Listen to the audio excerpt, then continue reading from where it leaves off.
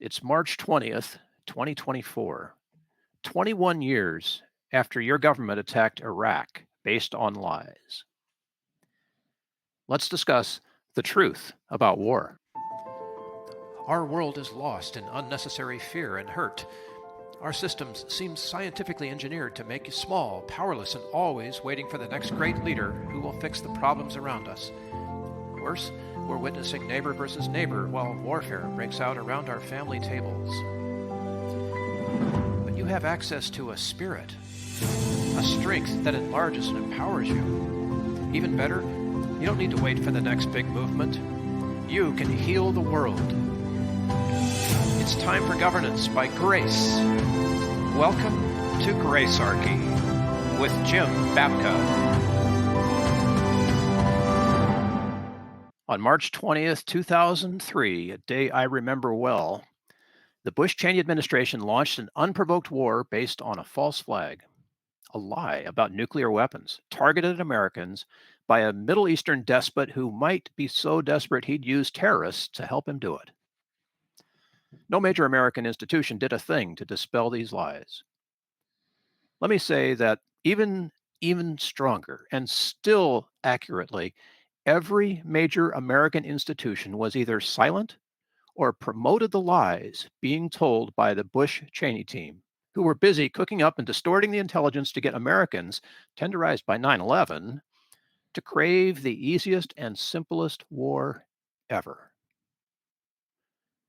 Jim Babka led a team that included past guest Perry Willis, who wrote the War Truth series, to produce a series of radio ads and a website that we're going to review today. It's called truthaboutwar.org. You can also find it truthaboutwar.com. So let's get into it. Hey, Jim, this is heavy. Why are we now looking at this thing that's, 21 years old? Well, my number one motivation for wanting to discuss this is we did a conspiracy series in December. And to me, like we talked about how to understand and view conspiracy and where conspiracy lies. So I encourage people to go review those 3 episodes. Yeah, please do. Now we want to start to address that. And we want to illustrate that conspiracies actually do happen, which ones we believe are real, and why we believe they're real. And this is the very first time I want to do this. The first casualty of war is truth. Yeah. Our politicians frequently lie us into war. And in the case of the Iraq War of 2003, in that particular case, there was a false flag operation run, and you were the enemy. The government had already decided, the people who controlled the state at the time, the Bush-Cheney administration, had already made a premeditated decision that they were going to go to war to depose Saddam Hussein. They were looking for a provoking event to do it. And they set about to do this. This was a conspiracy that was run against you. There was nothing in your media, nothing in the groups that you were following, for the most part, where you were being told this. We alone, and there's very, very few people. I'll get into who else I think was there in a minute, but we felt very alone in going out and talking about what was happening. The information was there, and so that's why I want to review this particular case, because I was there at the time, and we were able to show that there was a conspiracy afoot. And the interesting thing is that now almost everyone recognizes it, right? Hardly anyone disputes some of the things we'll say today. They have become cliche and banal because they are so obvious. But back then, I can tell you that wasn't the situation. Hey, I was a Kool-Aid drinker, brother. I saw the whole thing. I watched Colin Powell spiel at the United Nations, and I was on board. Military family, all of that. We're like, yeah, go flag. But I've changed my mind. I've changed my mind.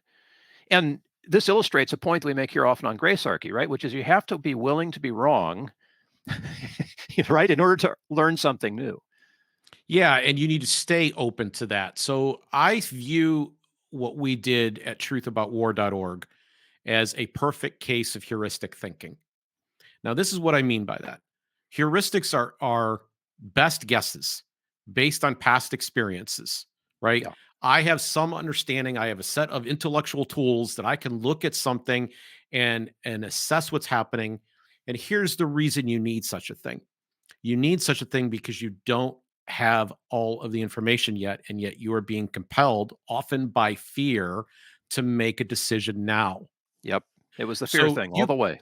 you can call this principles because some aspect of it is principle. You can call it faith because some aspect of it is a belief in the things that you know, right? You can call it history, study of history, right? You know Sure. what's happened in the past. You could see where it comes together. History repeats You itself, can right? Our heuristics were, and I'm going to give you a very fundamental one. This will come as a big surprise to everybody. In fact, I hope everybody is sitting down. If you're driving, maybe you should pull over right now because I'm going to say something that's so shocking, so surprising that you're going to be like, I just, it never occurred to me before. You ready? Yeah, hit me. And by the way, people, we're disclaiming this right now. If you are driving and crash into something when Jim speaks next, not our fault. All right, here we go. Brace yourselves. Politicians tend to lie. Oh my gosh. Are you serious? Yes. Why have I And, never heard this before? Didn't they right. teach me this in school? And the place that they lie the most is at war. And they don't, and in fact, they are so concerned with promoting and perpetuating lies that when truth comes out during a war, and by the way, it can also happen during crises like the one we just had with the you know what, the sea thing that everybody had. Yep. In those situations, they are heavily into suppressing any release of the truth. They are very interested in making sure that propaganda is put out. So in war, truth is the first casualty. We knew that. And so we set about to go looking for the evidence. And it turned out that if you turned off the television for a few minutes, if you stopped reading the Washington Post for a few moments, if you started instead, because the drive-by media was excited, they're going to get a war. And this can make a correspondent's career, right? Oh, sure. You And could it become the did. next Remember, stud, right? yeah, Wolf Blitzer. He Yeah, was the first all of one. these guys. Yeah, all these guys make a lot of them made their careers with the first Gulf War, so they're all excited about Gulf War II, the reunion, right? Yeah. CNN put itself kind of permanently in every one of our psyche with that first war. So we we recognize the truth of that, and that caused us, that heuristic thinking caused us to go look for facts that were contrary to what we were being told. And it turned out if you did the looking, you would find them. And then we were able to share that stuff out. So we put this website up. Let me be clear about this. We put this website up at the beginning of February. It was up roughly the same time, like almost synonymous as Colin Powell's presentation to the United Nations. How So was we it were already. received, Jim? I wish I'd known, right? I didn't see it. Okay. Okay. First off, my favorite story is a personal one. We received a death threat.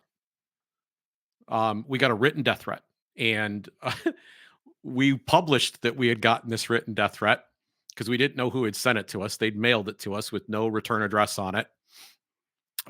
We published the fact that we had it, and we pointed out that we weren't pacifists, we weren't pinkos. They were welcome to come visit. We believed in self-defense, and we were prepared. I will just say that. Nobody showed up. But here's the other story I really like to tell. We ran a series of radio ads. We're going to share the radio ads with you here today. We're going to play the 4 radio ads that we ran at the time.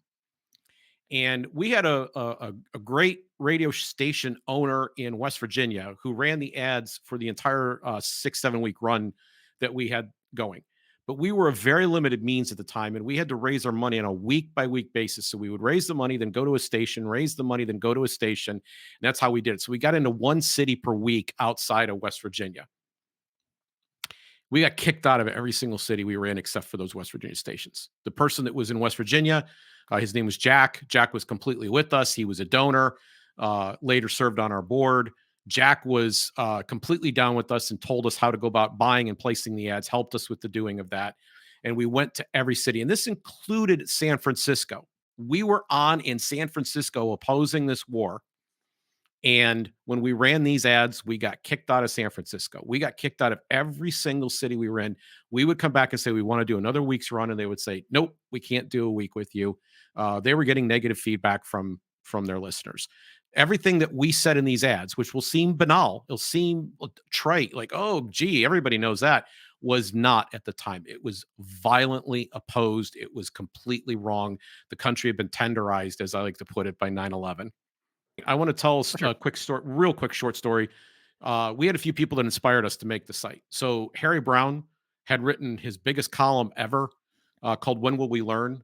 that he released on 9/12.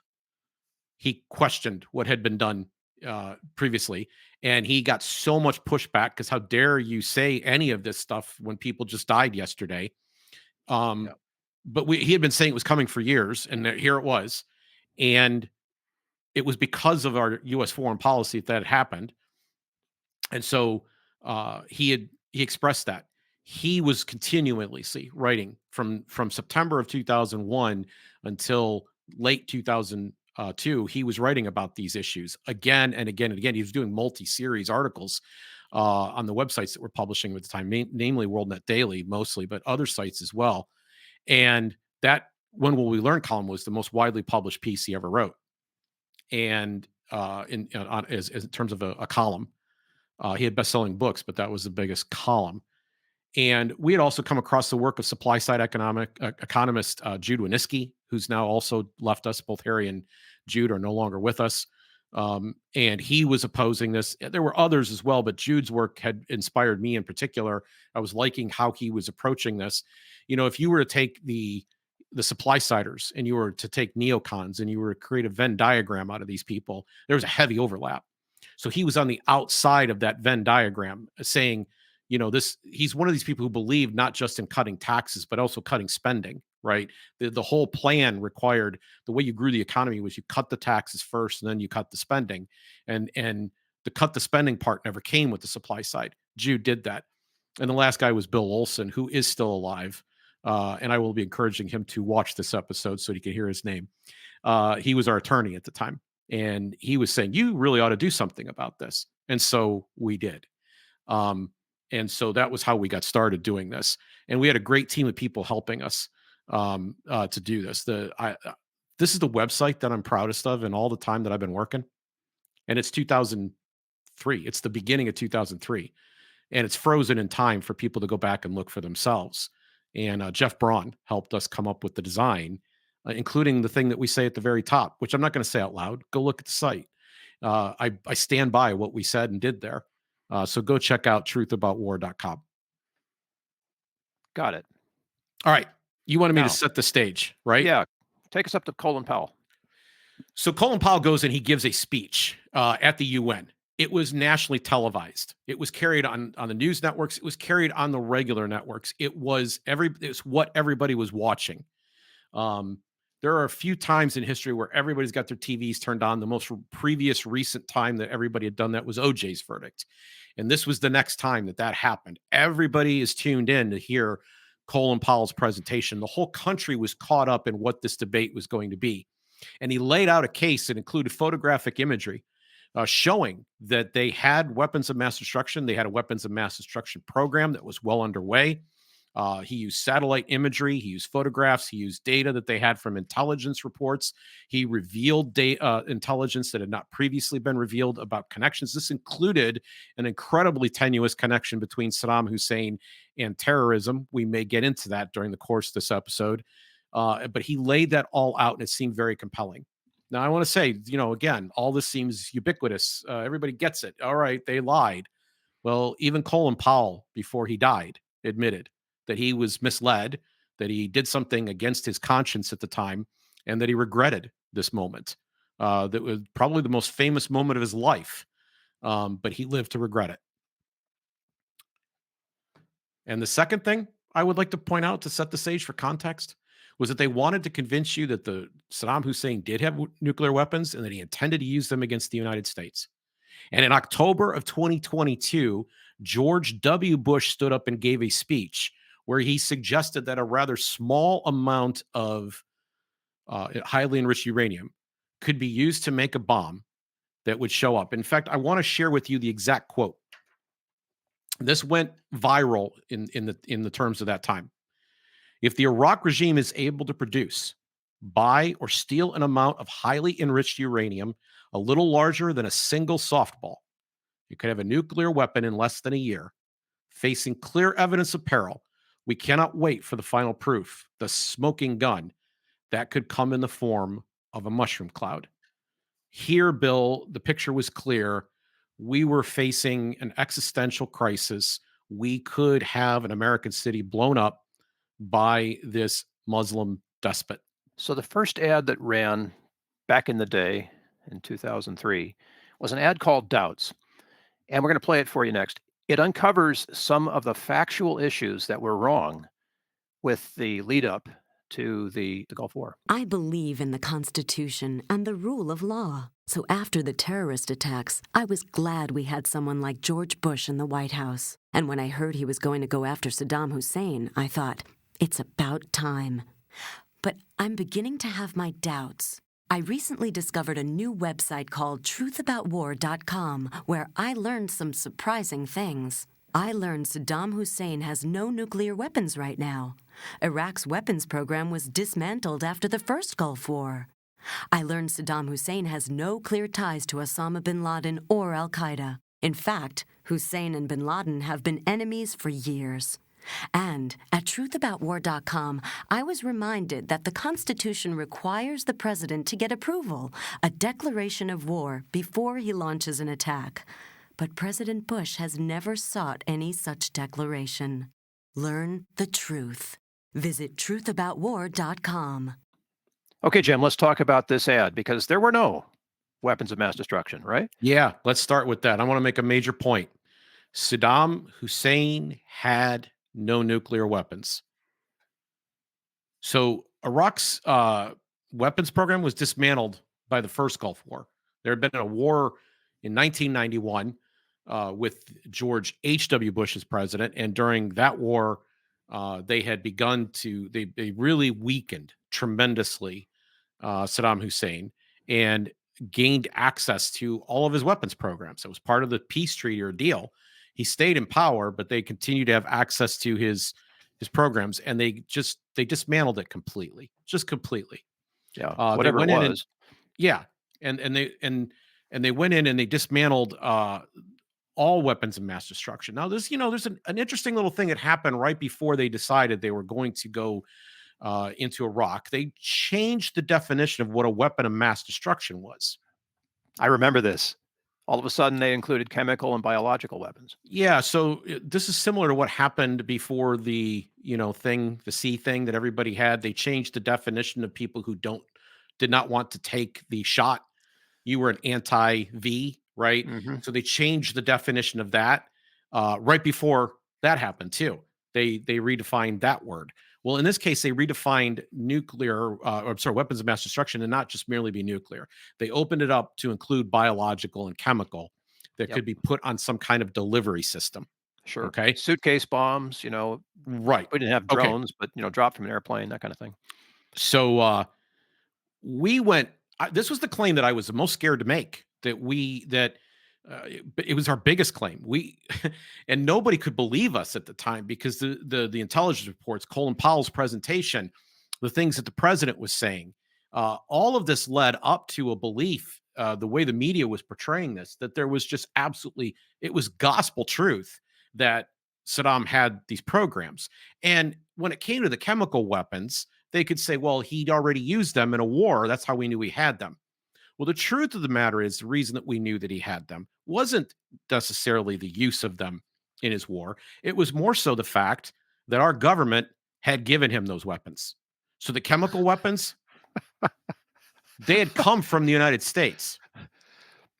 Okay. There's a whole history about this involving Donald Rumsfeld and so forth. He was around back he was in the Nixon and Ford era. He was around again in the Reagan era.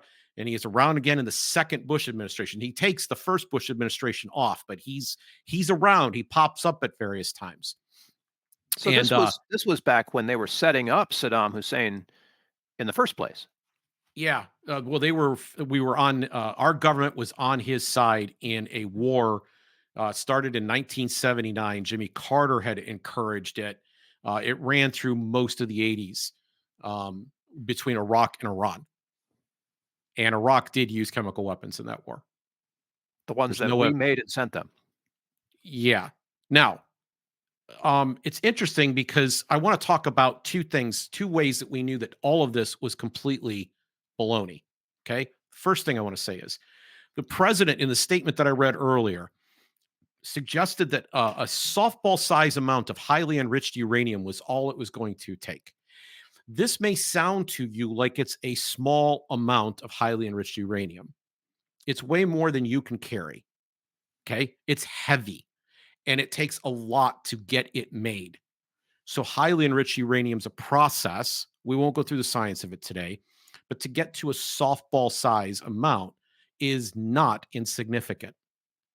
Now, I just recently had the opportunity during a trip to Albuquerque, New Mexico, to visit the nuclear. I don't know if it's an energy museum. I can't think of the name of it now, but it's basically about the bomb, and it does have some nuclear energy stuff in it. But it's a lot. The first half of the museum is about the bomb. There are planes on the outside of it, and they want to tell specifically the story of the bombs that were dropped on Hiroshima and Nagasaki, but they go into other nuclear weaponry as well throughout the Cold War. And the size of the sites that you need in order to carry this out are massive. The facilities that you need are massive. The tools that you need to carry this out, some of them are so highly specific that we can track the materials as they're traveling around the globe. They're not the kind of thing that you could sneak around.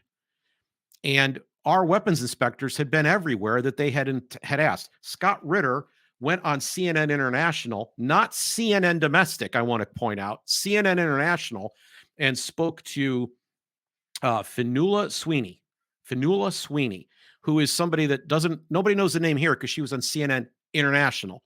And he explained to her that they had gone to every facility they'd wanted to. Now, it might have taken some delays of a day or a week or a month or two to get into some of those things, but they had gotten into everything that they had sought to get into, and they had shut it down, and there was no way that they could have snuck or built up the process to get to the nukes. Furthermore, chemical weapons had a shelf life. Most chemical weapons have a shelf life of about 5 years, and most biologics have a shelf life of under 3. And all of these facts add up to the idea, because what the George W. Bush administration wanted you to believe is that they could have these mobile nuclear labs. They were building the weapons on the back of trucks. It is the height of absurdity that they could have pulled that off. And they're able to take advantage of people's scientific ignorance. There's no reason that you need to know that to get through your day. And they were able to take full advantage of that and did. I want to make a second major point, Bill. Second major point. Saddam Hussein had no ties to al-Qaeda.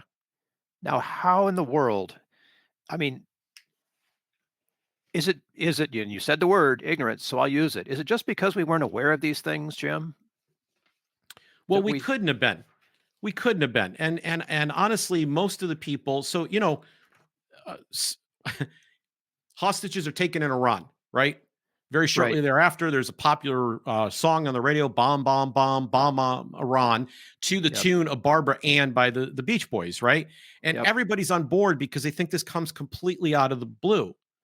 But in Iran, they actually get history, or they found out what was going on, unlike Americans, whose media spends its time lying for war. Remember, I said politicians lie, especially when there's a war. So they tell you lies about what happened there. In the case of 9/11, they said it was, they hate us for our freedom, which is the, baloney.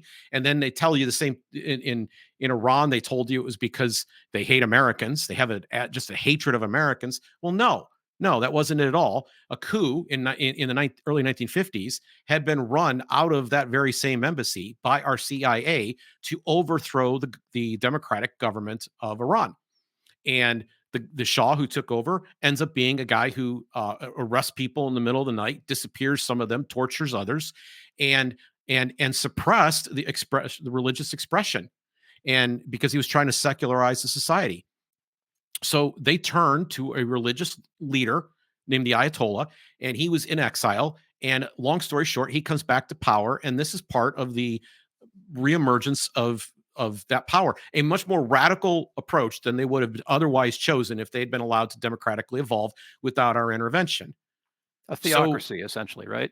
yeah, yeah. So the idea that, here we were at 9/11, people were told that Osama bin Laden hated us for our freedom, and that, he didn't like American values. We were too decadent in his view, and that's why he was attacking us, which was complete nonsense because he had issued what were called fatwas, where he had expressed out loud what his specific objections were, and the majority of them had to do with our foreign policy behaviors. He objected to our interventions in various places in the world. There's a fascinating story. We were being told at the time in 1991 or 1990 when Saddam Hussein invaded Kuwait that they were massing troops on the border of Saudi Arabia. So again, because they lie and they want to get propaganda out, they shut down commercial access to any images coming from satellites of that region of the world. But Russian satellites didn't cooperate. And the commercial access had been granted because by that point the Soviet Union was in decline and they needed the money, and so you could purchase the images, and the images show that there were no troops massed at the border, no tanks, no nothing. It wasn't happening. They weren't planning on going from Kuwait to Saudi Arabia. That was all part of a lie. They had figured out that was necessary to tell us to go in there. Okay. So they routinely lie about these things. So here's the lie they told after 9/11, where this is, George Bush is standing up in October of 2022 with the mushroom cloud. That's 13 months after the towers had gone down. Yeah. And they're saying that they've got this terrorist, which Colin Powell reveals this information, and his name was al-Zarqawi. And Zarqawi was a Jordanian-born Palestinian who was in Afghanistan and Kurdistan. He was part of the al-Qaeda network. And do you want to know what the evidence was that he was involved? Stringy at best. He went to Baghdad at some point. Yeah, there we go. That's enough. Okay. Let me do the logic here so that you can follow along closely. All of the terrorists that were on the planes on 9/11 that took them down were in American cities like, I don't know, Los Angeles. Sure. So by that logic, was George W. Bush involved in bringing down the Twin Towers? Yeah, I'm with you on the logic. It doesn't hold up. It doesn't hold up. It's completely flimsy. Okay. And that's the only claim. That's the only evidence they claim they have. Well, they had a second piece of evidence involving the murder of Lawrence Foley in Jordan. But again, this doesn't explain anything about Saddam Hussein. That's who the attack's against. Right. Okay. Saddam Hussein was not involved. So he was actually an enemy. And he of al-Qaeda. Yes, and he had tremendous fear that his government was a secular government that had a Jewish and Christian population inside it. The majority of the country was Shia. The reason he went to war with Iran was because he didn't want the Shia to take over as the dominant majority. He happened to be a Sunni Muslim, but he was opposed to radical Sunni Islam because he thought that he wanted a more secular state. He was not in the same camp. This would be like a progressive Christian wanting to sign up to be in Jerry Falwell's crusade, right? It's just, these are opposites. They don't attract. They don't like each other. They resent each other. And these guys were not friends. So they were not together. And there's one other thing that the ad brings out. Just let me touch on this before we go on to the next one. And that is that the Constitution has a specific requirement that a declaration of war should occur. Right. This has always bothered me, Jim. Why didn't we declare war? We haven't declared war since we did so against the Japanese the Germans a few days after Pearl Harbor. We immediately declared war against Japan when they attacked us, and a few days later ended up declaring war against Germany. The United States has not declared war since. And this is the act of cowardice so they passed a resolution in the Congress, which is a sense of the body. It has no teeth, no meaning, no nothing. And all this tepid resolution said was we're giving the president the ability to use the War Powers Act in his discretion to secure or protect the American people from a potential attack by basically the securing of nuclear weapons by Saddam Hussein that could be used against the American people. That was all it said. It was all it said. And what this does is it gives every politician the ability to be for the war before they're against it.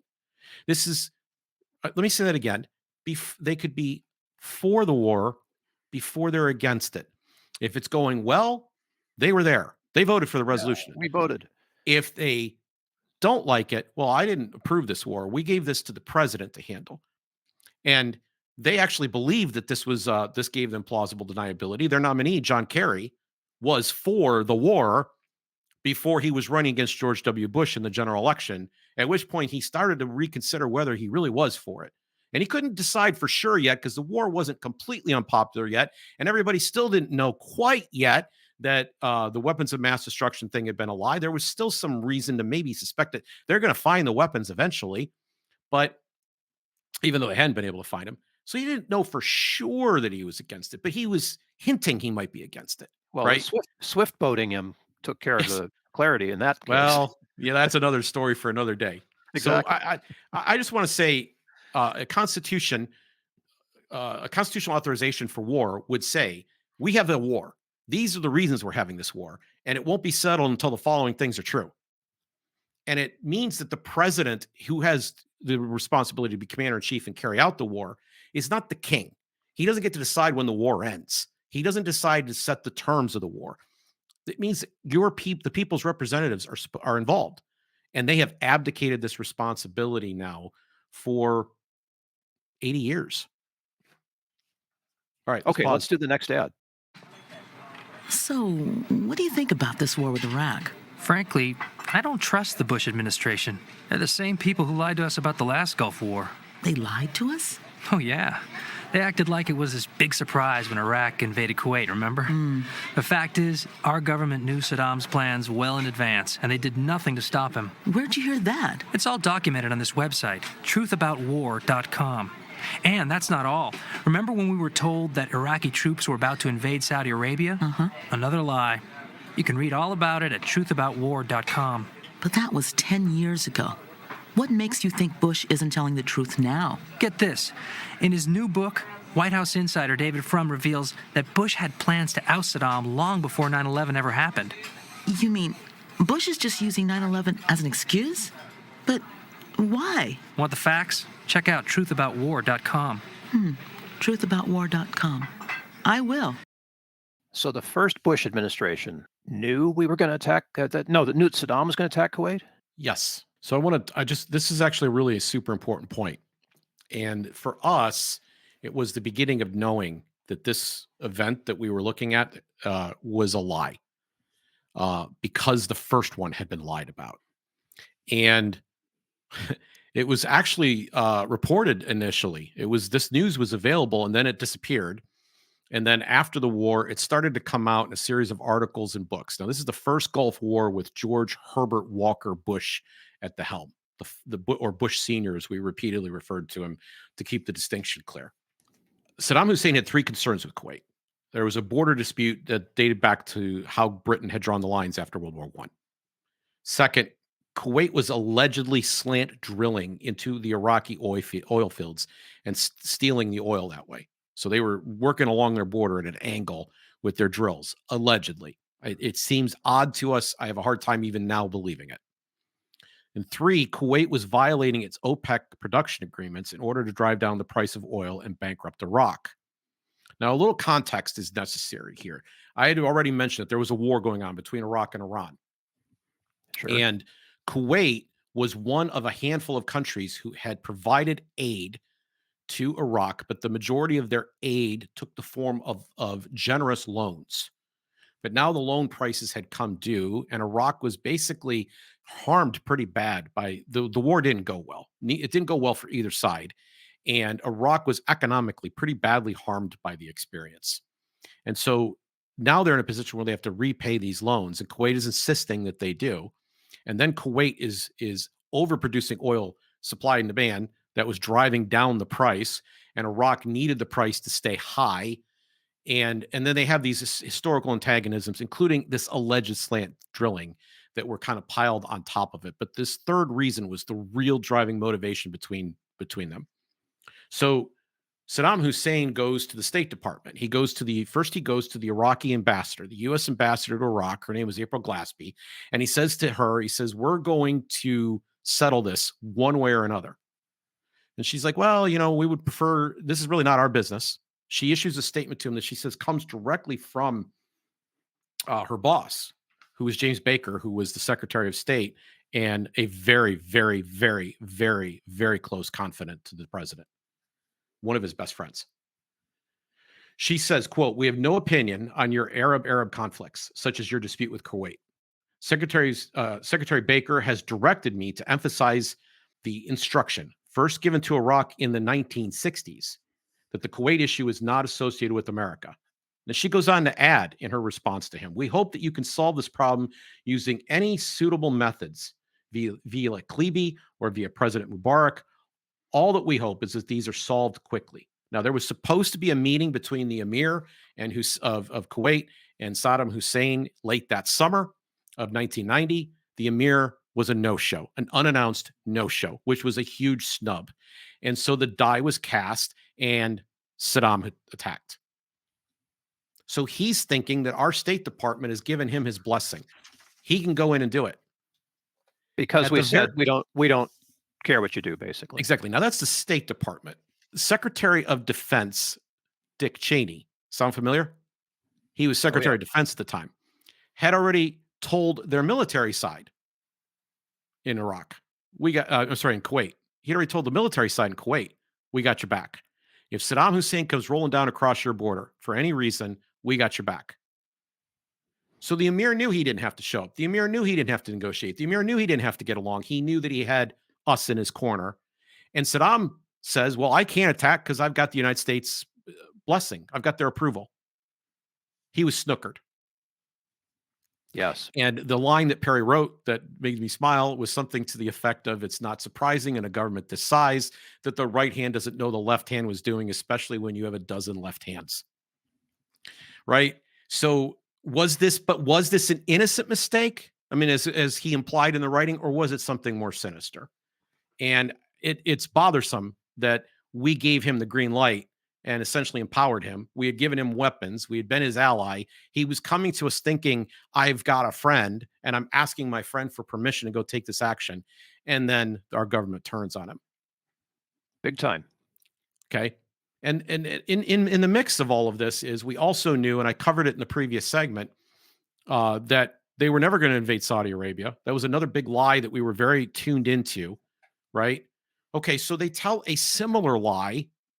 They invent so at the time in 1990, to get the United States and the world on board, they had to make it seem like he was Hitler on the move, ready to take over the entire Middle East. He was going to start a pan-Arab league, and his next target was going to be Saudi Arabia, which was at the time an ally. And well, this time around, they can't do that anymore. He's been pretty much disempowered. They decided to focus on atrocities. And the atrocity they chose to focus was babies taken out of incubators. So killing babies is common war propaganda. And it came up even in the beginning of the, right after October 7 in the Israeli invasion, right? There's this story that gets told that they're killing the most innocent human beings. So in this case, they took babies out of Kuwaiti hospital incubators and stacked them like cordwood. And we had one of the nurses come and testify before Congress that she had witnessed this happening in real time, and it was horrifying. And she told, through tears, how horrified that she was to the Congress. And we had a United States senator who was one of the decisive votes stand up and say that this was a compelling piece of evidence that provoked him to support the resolution authorizing the president to use military force if he deemed it necessary, except she was in the United States at the time that it happened. She was a relative of embassy staff. So she didn't see it. She didn't see it. It never happened. It never happened. So I'm saying that, like, heuristically, you should not say it's impossible that an atrocity has been targeted at babies. Babies were bayoneted by the Krauts. Belgian babies were bayoneted in World War I. That was the thing then. You should not automatically dismiss it. That would be rude. You don't have proof it didn't happen. Heuristically speaking, you should approach it in the following way. I'm suspicious. I'm going to wait and see if the evidence comes in. And until the evidence comes in, you'll forgive me for holding off because I feel like I've seen this before with bayoneted babies and incubators. Let's put up one more major point. George Bush had plans to oust Saddam before 9/11 happened. This is actually a famous story now. Almost everybody knows it, that was alive at the time. In the late 1990s, there was an organization called the Project for a New American Century. And that organization signed a letter. And it had very many famous names, many of which were in the administration. Paul Wolfowitz, Dick Cheney, Donald Rumsfeld. These guys were all there. I remember this. It was in 1998. And they say in the letter that there needs to be regime change. That had been the policy of the Clinton administration. Madeleine Albright had been interviewed by Leslie Stahl, and she was asked about the embargoes that we were running. She said, we're not going to lift these embargoes until Saddam Hussein's gone. We don't care what the country does to cooperate. We're going to continue to embargo food and medical supplies even from the country. Yeah. And by that point, Leslie Stahl said there's reason to believe that up to 500,000 people have died as a result of this embargo. Is it worth it? And Madeleine Albright said, we believe it's worth the cost. 500,000 lives, we believe it's worth the cost. This reasoning shows up in Osama bin Laden's fatwa. It's one of the things that he has against us. And one of the reasons he attacked. Dare I say, rightfully so. No. I'm not going to endorse anybody's violence on either side. I'm not going to say it's justified. I'm going to say it's understandable. Yes. It's not without excuse. Like, you could start to understand why people are motivated to such rage and such awful behavior, but it doesn't excuse it. Right. I don't think the people who died in that building are responsible for what their government did. Not anywhere close, no. But 500,000 people. 500,000 people. She said that and it just went by. Like, it was on TV, and then everybody went about living their lives and forgot all about it, right? Was Madeleine Albright correct? That it was worth the cost? Yeah. No, not even close. Okay. So, these things have histories and they come back to get us. But here's my point. The letter said we have to get rid of him. The policy of the federal government during the 1990s was regime change coming into the Bush administration. The people hired to be in the Bush administration were the people who had who had signed that letter. And the letter said, we got a problem. We can't get the American people on board. We got to find a way to get them to understand the nature of this existential threat. It could be that they need a catalyzing event, a Pearl Harbor of sorts, to wake them up. And when 9/11 happened, Donald Rumsfeld is reported to have said, can we just go attack Iraq now? That day, he was already asking, why can't, inside the war room, why can't we just go attack Iraq now? Yeah. So this was the plan all along, and they were determined to cook up the intelligence to get to their destination. Excuse me, can I ask you a question? Yeah, sure. Why do you think George Bush has decided to attack Iraq? Because Saddam Hussein is an evil dictator? Oh, then why don't we attack North Korea? Their leader is an evil dictator. Yeah, but Saddam's a threat to the United States. He supports terrorists. Actually, according to the director of the CIA, it seems Saddam hasn't been supporting terrorism against the United States. North Korea, on the other hand, has openly threatened us. Yeah, but Iraq's building terrible weapons. Are you sure? Meanwhile, we know North Korea has nuclear weapons. So do China and Pakistan. Why don't we attack them? If we attack those countries, they'd strike back. Nukes could hit our cities. Exactly. And the CIA director has warned, if we attack Iraq, Saddam will strike back at us in whatever way he can. So why are we attacking Iraq? Good question. Get the facts at truthaboutwar.com. Truthaboutwar.com. Cool. I want to hit some highlights here, and I want to start off with another final major point. Hussein supported no terrorism against the United States. It was the director of the CIA we were quoting at the time. That's mentioned in the ad. If you actually go through the history of Saddam Hussein's brutality, his use of chemical weapons, there's some things that jump out at you. First off, this government, the Ba'ath Party government, had been backed and put into place with help from the United States in 1963. They had run a proxy war on our behalf against Iran throughout most of the 1980s. And between 1985 and 1988, our government shipped both chemical and biological weapons to Hussein. And we don't know for sure, but it could have been those chemical weapons that he was using, not just in the later stages of his war with Iran, but against the Kurds, who were another dissident group in the northern part of Iraq who were looking to potentially overthrow or at least push out influence by the Ba'ath Party there. During the course of the war that was going on with Iran, the government, the Ba'ath Party government, became very heavy-handed and totalitarian, as governments tend to do during war. Freedom gets lost during war because war is going on, and they need to do everything they can to keep everything together. They can't have anybody undermining what they're doing. And so that party cracked down, and it imprisoned and executed dissidents. We didn't speak up at all. Our government didn't do a thing during that time because he was our bad guy. Yeah, He yeah. was our bad guy. We're watching this from far away. He's not directing it toward us. Right. And this was a country that was very, very difficult to hold together. It's not a natural piece of land. It was filled with disparate groups who didn't like each other. The level of acidity between Shia and Sunni, particularly in that part of the world, was very, very stark. And Hussein had every reason to want to be the proxy war fighter because he was afraid that the majority population of the country was 60% Shia at the time we attacked. Was going to be able to topple him. He was running from a Sunni minority. And when I say Sunni minority, I mean, it was like a third of the country. They were only about a third of the population, but they were running the country. And he needed to keep all that stuff in place. He had done all these acts and deeds with us, not against us. There's no evidence whatsoever anywhere that they were involved or in bed or in league with al-Qaeda. There's no evidence anywhere that they had weapons of mass destruction, but I want to tell you a funny story about that. There's some people who don't want to be wrong. They're severe hangers-on. And in this class of people, they take and put a lot of weight on one particular story, on one particular event. So Dick Cheney goes on Meet the Press after the administration. He goes on and talks to, after this war's over, he goes on and talks to Tim Russert. And he describes a convoy that had been assembled to get weapons and materials out of the country and into Syria in the dark of night immediately before the attack, and claimed that there was evidence in surveillance of this.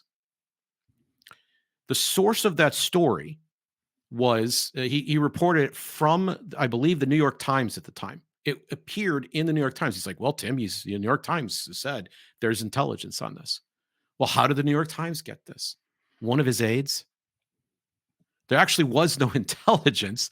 One of his aides had given this information to the New York Times, who then dutifully reported it. And then Cheney, pretending to be completely innocent of it, quotes the New York Times, right?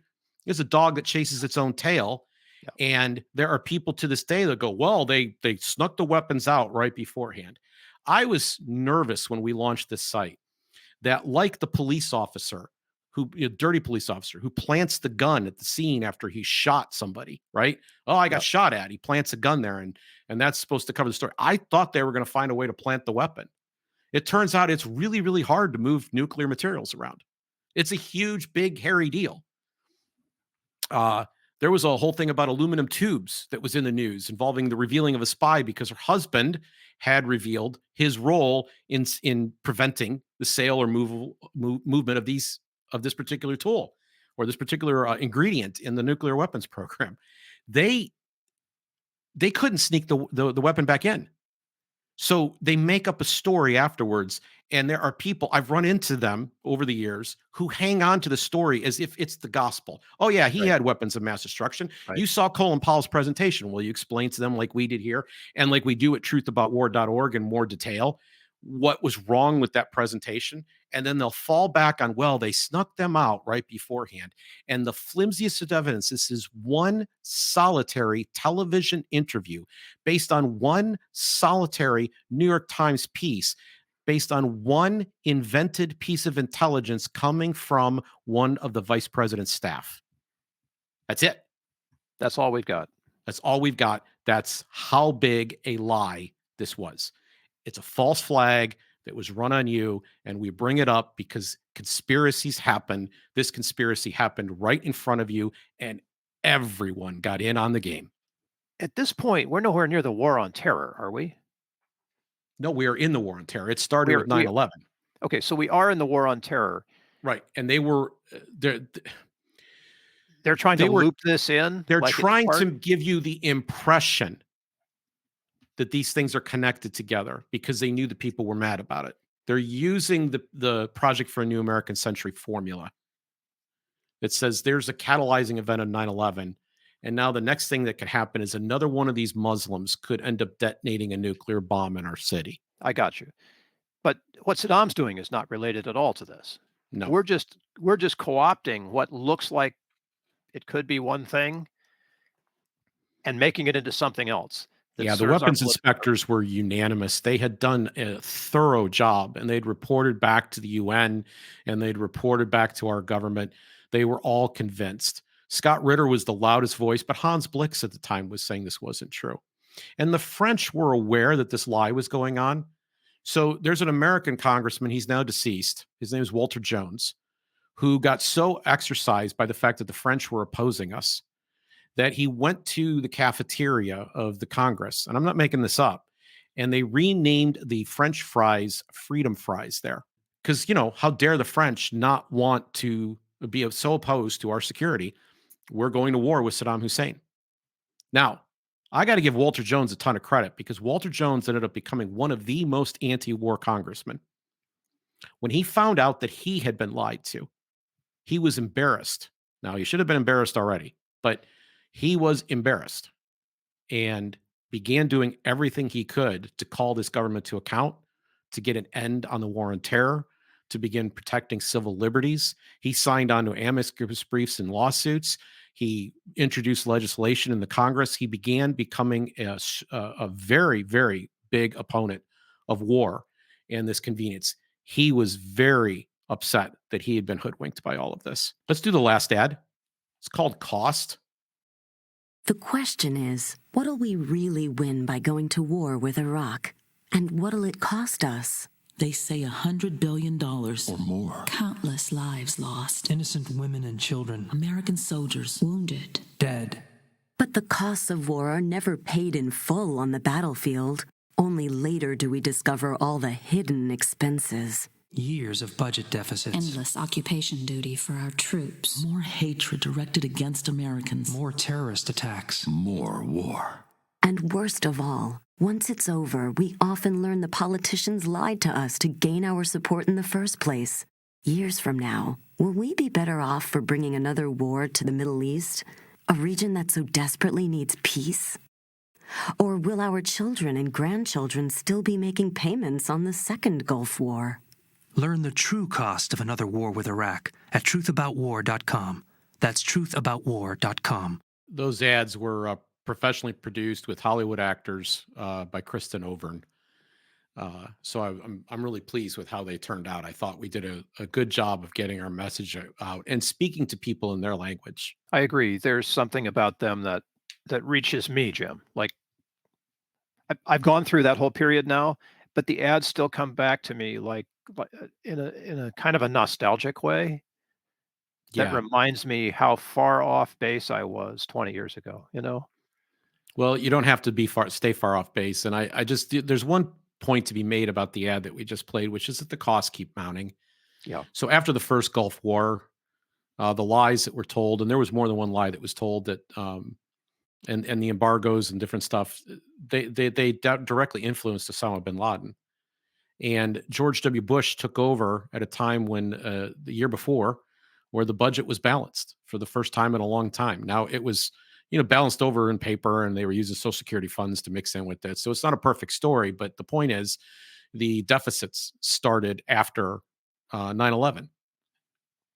They made a big return. This president was determined he had, just like Lyndon Johnson, so a lot of parallels between George W. Bush's policy style and Lyndon Johnson's policy style. It was very much a guns and butter policy. And he rode very high on the war. It carried him through the first term to really high rates of approval, but at the expense of a lot of things. And the social fabric begins to tear.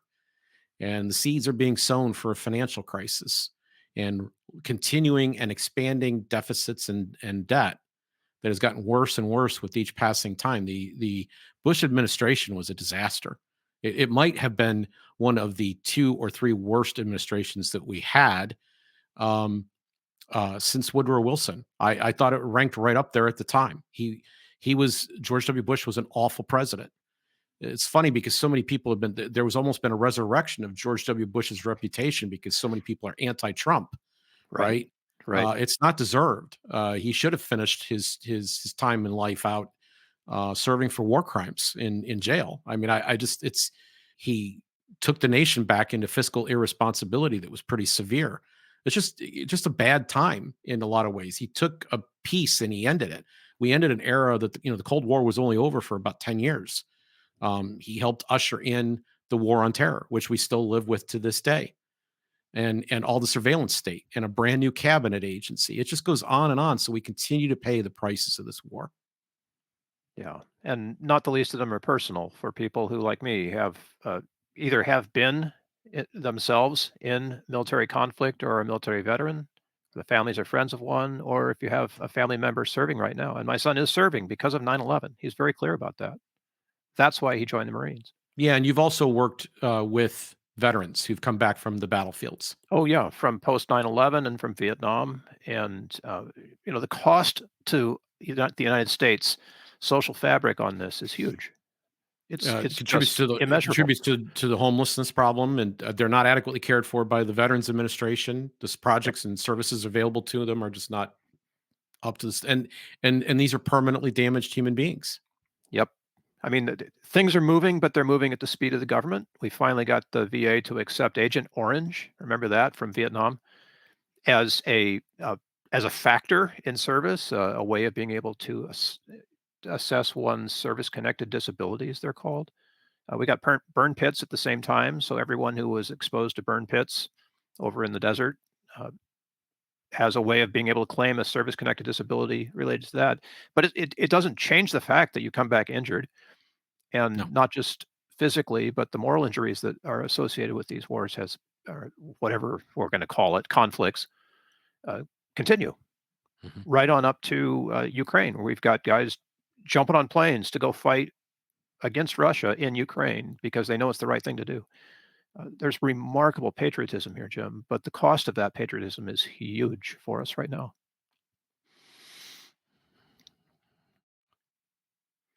I have a problem with patriotism, and my problem is not that the people who go and do the dirty work, the fighting, are bad people. I want to be 100% clear on that. The problem is that it's part of a propaganda machine that empowers bad politicians who routinely do things that cost them nothing and only gain them. We don't gain. The people who go and fight don't gain. The people who are under all of the fighting don't gain, right? You talk to somebody who serves out in that field and they don't want to come home because their brothers are still there, right? You talk to the people who are out in the field and they begin to make friends with the civilians on the ground, and they know that those civilians help them. Exhibit A, Afghanistan. Yes. I've got a friend that did this in Iraq. He thinks about the people in the village that he was taking care of to this very day. And they can't continue to help them perpetually or forever. They have to come back home to their families, and the government leaves these people behind. Your politicians are very duplicitous people who've done a lot of really bad things. And then when they've gotten somebody to ally with them, they frequently turned on those people too. And yesterday's allies become tomorrow's enemies. And it becomes like an Orwell novel where it's, we were always at war with Eurasia. We were always at war with East Asia. Like it's just, it never stops. And so Saddam Hussein goes from being friend and client to being, public enemy number one. Yeah. What's up with that? It's well, he's not a good guy. I mean, like, how did he become our best friend in the first place? And then why did he become why in the process of him becoming public enemy number one did 500,000 people have to die under embargo conditions? And then even more under war conditions, because I think the number ended up coming out to like 2 million by the time it was done, which is a devastating amount to a country that size. And they didn't recover right away. And we were promised that they were going to be so grateful for us, they were going to pay for the liberation. In fact, they were going to share their oil rights with us. And that was a telling statement, right? And none of it came true. It's all lies. It's all lies. And to be honest with you, Bill, even the situation in Ukraine, sold a bill of goods on that too, that somehow or other, if we kept poking the bear, that was going to work out for us, right? Right. Yeah. That war was somehow or other going to be the solution to this whole thing. Boy, we were really going to show Putin. Well, they haven't. That war's going badly, despite the fact that the United States has been involved. And what level of involvement will the United States have to take? Does it eventually require a nuclear weapon? Like, once you start down this path, grace gets harder and harder and harder to find. Peace becomes more and more and more elusive. And if patriotism is going to be used to sell a young man or young woman into being maimed, being psychologically permanently damaged and scarred, or even dead, so that they can't live life, can't have children and grandchildren and do the things that are associated with life, if that's what the patriotism is going to be for, then I would prefer we knew the truth. And that is that politicians tend to lie, and they lie the most when it's a war. And that's what we attempted to show at truthaboutwar.org. And I would encourage people to go and check it out.